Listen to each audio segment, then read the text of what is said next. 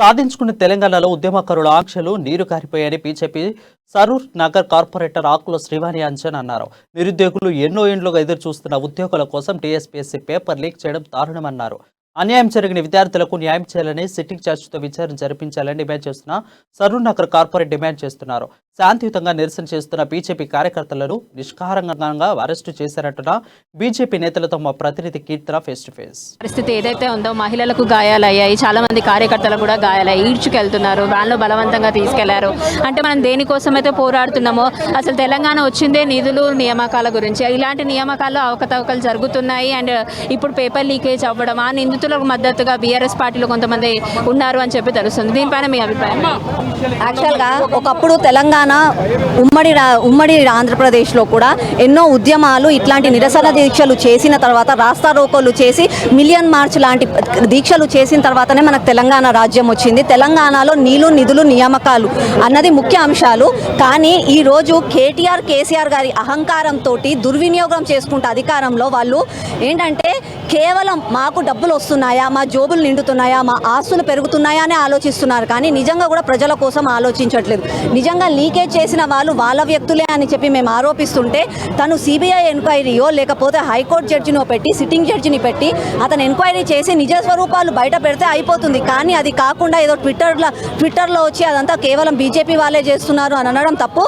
ఈరోజు సంజయ్ అన్న గారు శాంతి భద్రంగా ఇక్కడికి వచ్చి అమరవీరుల త్యాగానికి మేము వాళ్ళకి నివాళులు అర్పించి మేము ఇక్కడ నిరసన దీక్ష చేస్తుంటే దౌర్జన్యంగా బండి సంజయ్ అన్న గారిని, లీడర్స్ని, బీజేపీ లీడర్స్ని, దానికి తోడు మహిళా లీడర్లని ఈడ్చుకుంటూ వెళ్ళి మరీ జైపులలో కూర్చోబెట్టి తీసుకెళ్తున్నారని అంటే మేము ఏమన్నా ఘోరం చేసామా? మేమైనా టెర్రరిస్టులమా?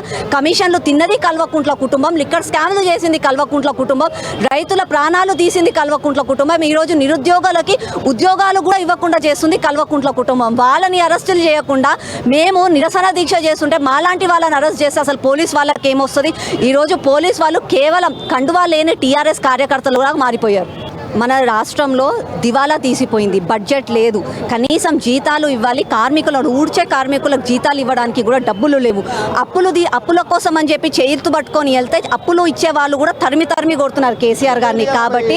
కాబట్టి వాళ్ళకి ఏమీ తెలియకుండా ఉద్యోగాలు ఇస్తే ఎక్కడ ఎంప్లాయీస్కి జీతాలు ఇవ్వాల్సి వస్తుందో అని చెప్పి ఉట్టిగా ఫేక్ నోటిఫికేషన్స్ అని చెప్పి ఇవ్వడము, దాంతో పాటుగా ఇట్లాంటి లీకేజీలు అది ఇది అని చెప్పి ఏదో కుంభకోణాలు అని చెప్పి బయటికి వచ్చి at end of the day నిరుద్యోగులే ఉండాలి, ఉద్యోగస్తులు ఉద్యోగస్తులు ఉంటే జీతాలు ఇవ్వాల్సి వస్తుంది, డబ్బులు ఎక్కడ అవ్వాల్సి వస్తుంది అని చెప్పి కేసీఆర్ గారు ఆడుతున్న డ్రామా ఇది. ఆ డ్రామాలో కేటీఆర్ గారు ఒక సూత్రధారి.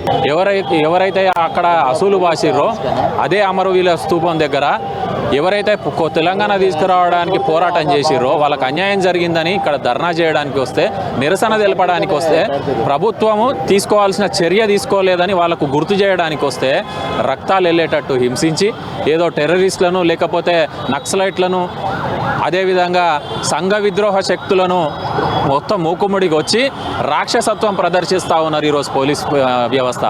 ఈ పోలీస్ వ్యవస్థ మనం తెలంగాణ వచ్చినప్పటి నుంచి చూస్తూ ఉన్నాము.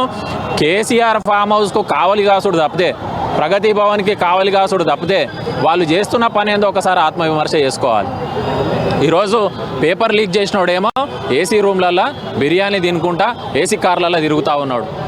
ఎవరికి అయితే అన్యాయం అయిపోయి కనీసం తిండి లేక ఉపాసాలు ఉండి ఎగ్జామ్ రాసి ఇంత ఉద్యోగం వస్తే వాళ్ళ కుటుంబాలను చదువుకుందామని చెప్పి ఆలోచనతోటి ఎన్నో రోజుల నుంచి కష్టపడి చదువుతున్నారో వాళ్ళేమో ఈరోజు రోడ్లపైన తిరుగుతూ ఉన్నారు, అరెస్టులు చేయబడతా ఉన్నారు, రక్తగాయాలు అయ్యేటట్టు హింసించబడతా ఉన్నారు. తెలంగాణ ప్రజానీకం ఇప్పటికన్నా సరే ఇది ఒకసారి గమనించాలి.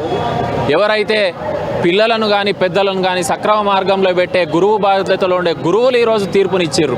వీళ్ళు పనికిరారు ఈ ప్రభుత్వం నడిపేయనికే కేసీఆర్ కుటుంబం అని చెప్పి అక్కడ లిక్కర్ క్వీన్, ఇక్కడ ట్విట్టర్ టిల్లు, ఫామ్ హౌస్ కాక వీళ్ళంతా కలిసి కొత్త భవనాలు కట్టుకుంటూ రాజభోగాలు అనుభవించుకుని తెలంగాణ ప్రజల సొమ్ముతోటి. ముఖ్యమంత్రి ఈరోజు వడగండ్లతో నిరుద్యోగ యువతులంతా రోడ్ల మీద ఎక్కుతా ఉంటే వీళ్ళు ఎవరికి కనిపిస్తలేరు.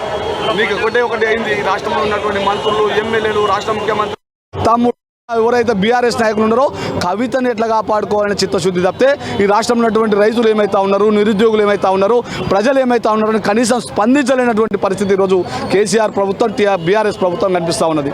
నిన్నటికి నిన్న వడగళ్లతో రైతులంతా ఆగమైపోతున్న సందర్భం చూసినాం.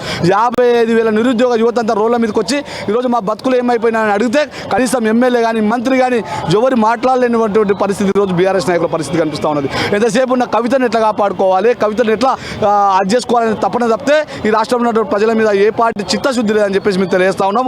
వెహికల్కి అడ్డం మా అధ్యక్షుడిని తీసుకెళ్తుంటే వెహికల్ అడ్డంగా నిల్చుంటే వెహికల్ ఎక్కిచ్చేస్తున్నారు మీదికి, లాఠీలతో కొడుతుంటే ఇట్లా రక్తాలు వెళ్తున్నాయి. దీని గురించి మేము తెలంగాణ తెచ్చుకున్నది చెప్పండి. ఈ ప్రజలన్నీ గమనిస్తున్నారు. ఖచ్చితంగా అనేది కేసీఆర్ గారిని ఈసారి గద్దె దించుతారు. ఇదిగోండి రక్తాలు వెళ్ళిందాకా కోరుతున్నారు. అక్కడ ఇంకా కార్యకర్తలు మొత్తం ఒక అయినదైతే నెత్తి కూడా అనేది వలిగిపోయింది, ఇట్లా రక్తం అనేది వెళ్తుంది అయినది కూడా. ఇలా ఉంది ప్రభుత్వం. సో చూసాం కదండి, జనరల్గా మన బీజేపీ పార్టీ ఆఫీస్ దగ్గర నుంచి కూడా గన్ పార్క్ వరకు కూడా పాదయాత్ర ద్వారా బండి సంజయ్ గారు కానివ్వండి, బీజేపీ కార్యకర్తలు కానివ్వండి, వాళ్ళు ఇక్కడికి వచ్చి శాంతియుతంగా దీక్ష చేసుకున్నట్లయితే పోలీసులు వచ్చి అడ్డుకున్నారు అని చెప్పేశారు. చాలామందికి కూడా ఇక్కడ కార్యకర్తలు కానివ్వండి, మహిళలు కానివ్వండి, స్టూడెంట్స్ కానివ్వండి, పోలీసులు అందరూ దౌర్జన్యంగా బిహేవ్ చేస్తూ వాళ్ళని ఈడ్చుకెళ్లారు అని కూడా చెప్పుకొచ్చారు. అయితే వాళ్ళ డిమాండ్స్ ఏంటంటే ఇప్పటివరకు ఎగ్జామ్స్ కోసం ఎవరైతే ప్రిపేర్ అయ్యి ఉన్నారో ఆ విద్యార్థులందరికీ కూడా ₹1,00,000 పరిహారం చెల్లించాలని, వీటికన్నిటికీ ఈ స్కామ్ వెనుక దాగున్న నిందితులు ఎవరైతే ఉన్నారో వారు కనుక దోషులుగా నిర్ధారించినట్లయితే వాళ్ళకి తగిన శిక్ష వేయాలని చెప్పేసి కేటీఆర్ కూడా ఆ స్థానం నుంచి రాజీనామా చేసి వెళ్ళిపోవాలని చెప్పి ఢిల్లీ నుంచి లిక్కర్ పార్టీ వీటి కోసం కవిత గారికి అండగా ఉంటున్నారు. కానీ అంటే విద్యార్థులు వారికి కలిగే ఆవేదన మాత్రం ఎవరు గుర్తించట్లేదని చెప్పేసి ఈ గన్ పార్క్ వద్ద జరిగిన ఈ ఉద్రిక్తత పరిస్థితిలో చాలా మందికి కూడా గాయాలు జరిగాయి. అయితే ఇటువంటివి ఫ్యూచర్లో జరగకుండా భవిష్యత్తులో విద్యార్థుల భవిష్యత్తు బాగుండాలి అని అంటే కనుక అన్ని అంటే ప్రోటోకాల్ ప్రకారం అన్ని సిద్ధంగా ఉండాలని చెప్పి విద్యార్థుల భవిష్యత్తును దృష్టిలో పెట్టుకొని వారికి సముఖంగా ప్రభుత్వం కూడా ప్రవర్తించాలని చెప్పేసి వారి డిమాండ్లను కోరడం జరిగింది. ఇది ఇప్పటివరకు ఉన్న అప్డేట్. కెమెరామ్యాన్ శివకుమార్తో కీర్తన, అమ్మ న్యూస్, హైదరాబాద్.